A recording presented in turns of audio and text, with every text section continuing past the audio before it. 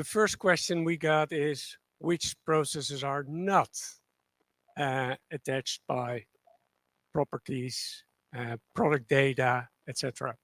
So basically what we looked at is the life cycle of a building. On one hand, you have the design process that will lead to the real building.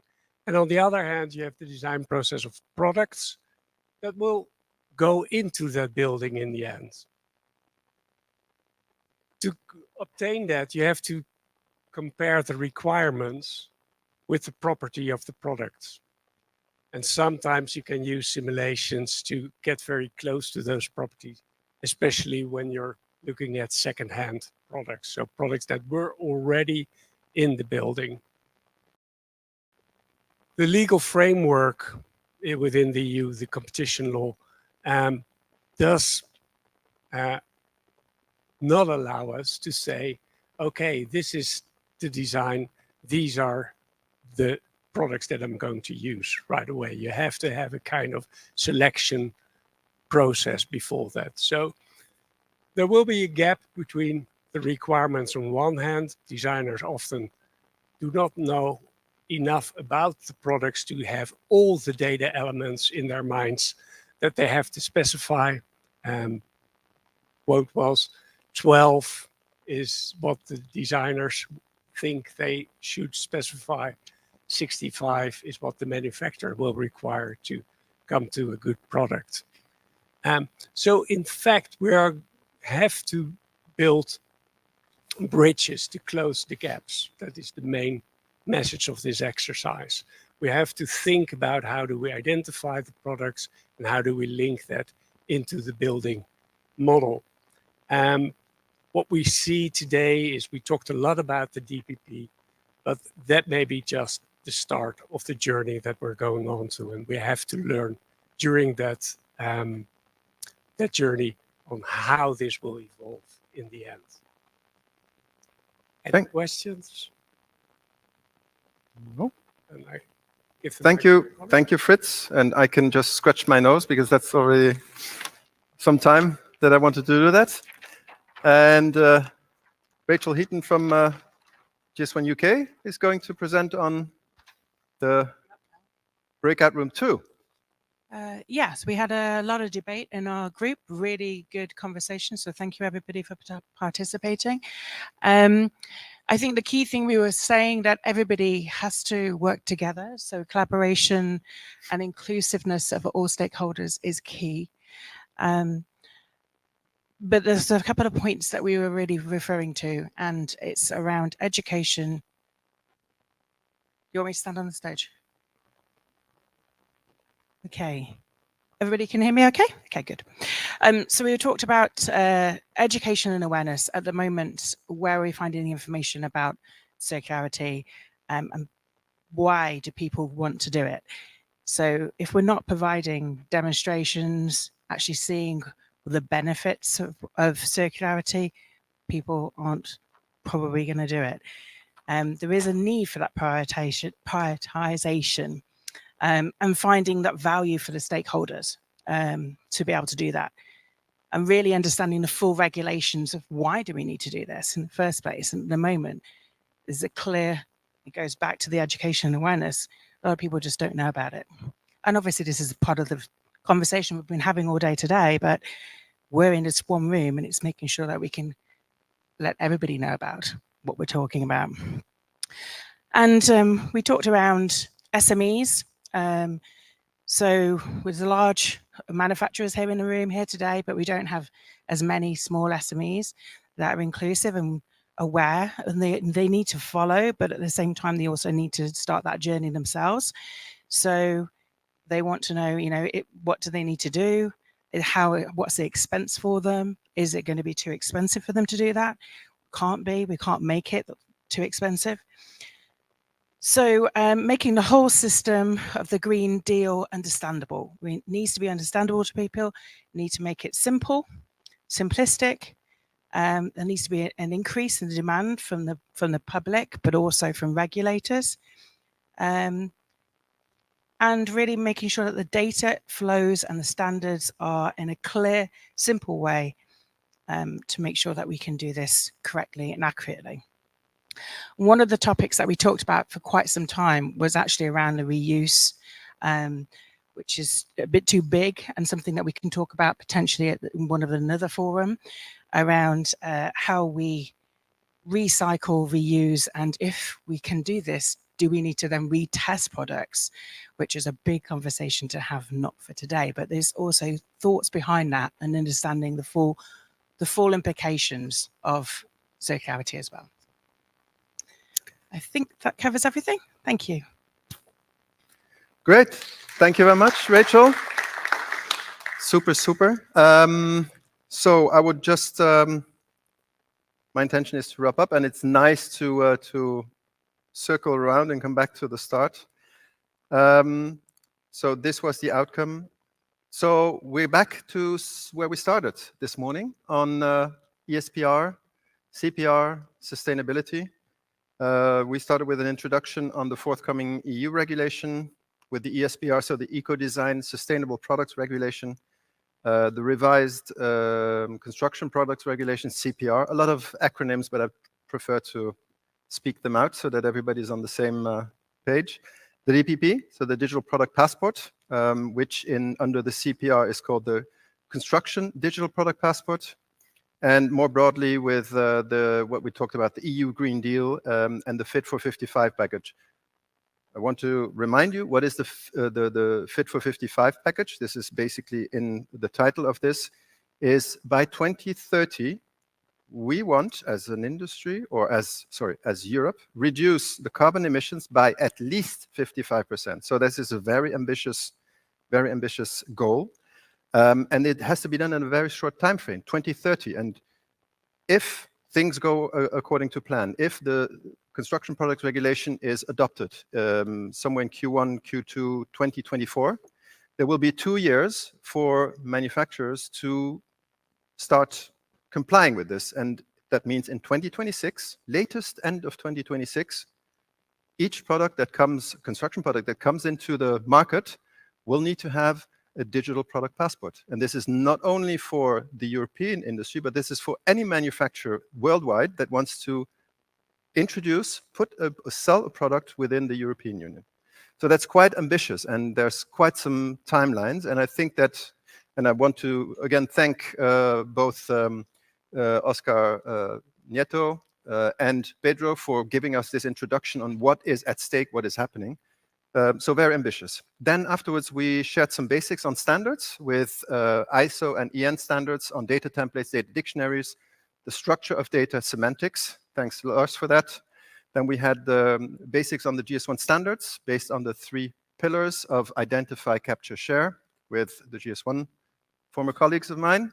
Then we had the buildingSMART international ecosystem with BSDD, IFC, IDS, a lot of nice acronyms again, and a great animation by Arthur and how these are all linked together. Then we went into the heart of the matter with real use cases, because we started off with what I always say, the stick. This is the regulation. This is what's happening. But we don't want to scare you too much. We just want to put you back to reality. And what we've tried is bringing we had 10 use cases brought where it's shown that the industry is already starting to implement those standards, open standards. And there are some real benefits to it, concrete benefits. That is great. We were talking about product passports, properties, classification systems, EPDs, and so much more. And the different use cases that were connecting very well with each other, all from a different angle. Almost all presented in very short TED Talk type of presentations. Not too much information, not dragging along, not boring you, but giving you a bit of a soundbite. And then sometimes it was interrupted by a contribution from academics that took us on a higher level, not elevator level, but on a higher level, taking us a step back and saying, well, this is what is happening. This is the ecosystem. And they dropped us back into the heart of the matter with real use cases. Panel discussion on sustainability, I think, was very interesting as well, very animated, with various aspects of the circular economy that were discussed. And sustainability was also a discussion, as we saw in the breakout room, that followed. The other breakout room discussion was on the processes that require product data, or as we understood, which ones do not require product data, because that's a faster discussion to have. And we have seen, I think, with the poll that we used, and thanks to Ildiko for that, and to Pedro again for helping us sort out the technical issue. So when we used the poll, we saw that we had a good mix of attendees, equal share of designers and architects, and on the other side, the manufacturers. So we had both the generic and abstract side of things, and the more physical, tangible on the other side. We had some construction companies, some software companies as well. No representative, if I remember well, from the Second Life area, but I think that with what we've seen today, that will change very quickly.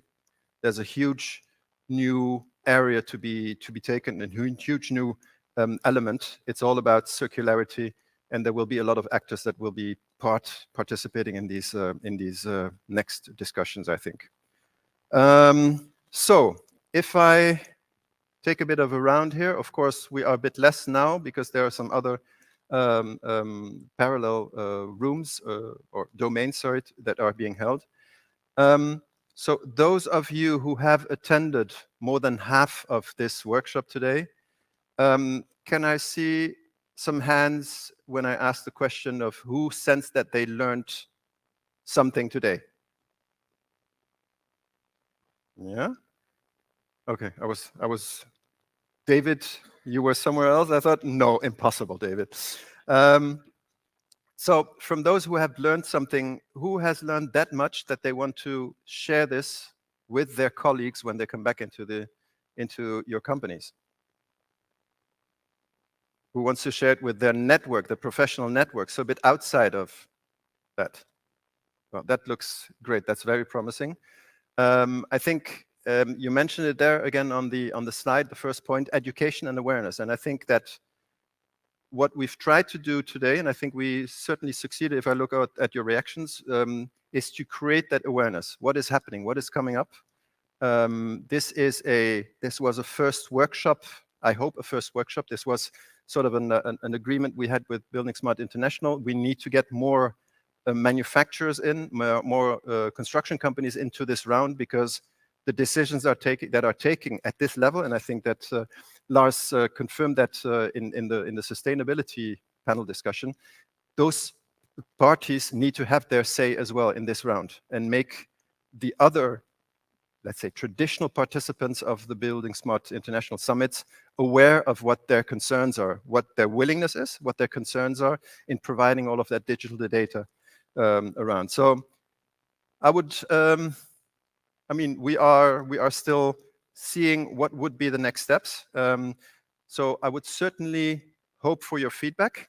You can reach out to buildingSMART International. I think that they will have a sort of a survey after the summit. Please share what you have liked, what you have not liked, what you have missed. I think that's very important for us moving forward. If you have some specific questions, we didn't have a lot of time for Q&A. I'm sorry for that, but I think it was more important to share with you all the different use cases that we had out there. We gave opportunity afterwards to discuss it with the speakers. Please reach out to us, reach out to me, reach out to Lars, reach out to buildingSMART, reach out to the GS1 colleagues. You've got a nice, you can pick any of the 12 people that are on the nice paper that is on your desks of on your tables of the GS1 people. And again, reach out to us. The question is, of course, what are the next steps? Depending on your feedback, we will think what could be the next steps. We could potentially have a next workshop at the next buildingSMART Summit. Maybe we should have other things.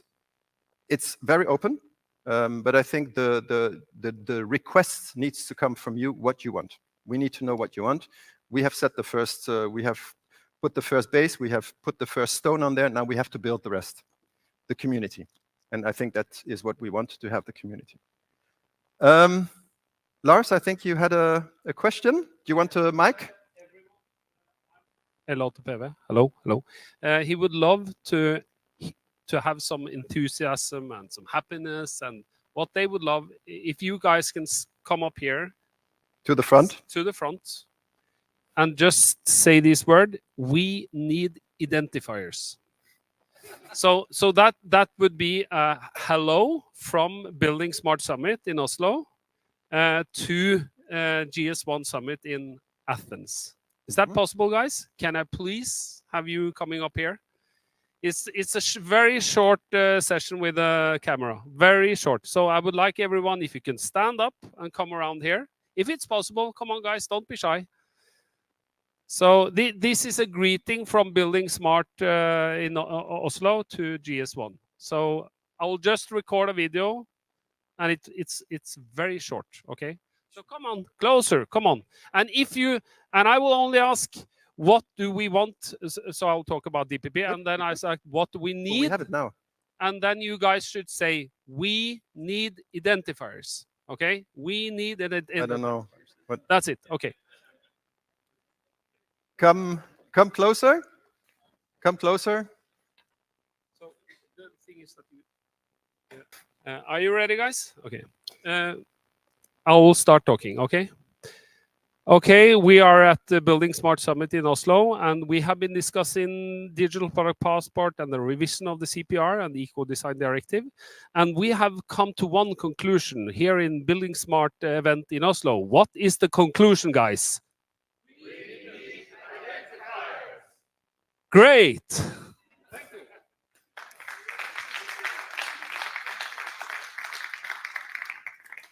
Thank you very much for that. Just to finish off, again, you have our contact details here. The contact details of Smart. We need beer now. We need something to. Okay, great. I thank everyone for being here. I'm Enzo Blanc from Consenso, but occasionally also working for CoBuilder, or maybe it's the other way around, I'm not sure. If you want to contact the GS1 people, either through this way or centrally through Ildiko Liber. And we hope to see you soon and hear from you soon as well. Thank you very much.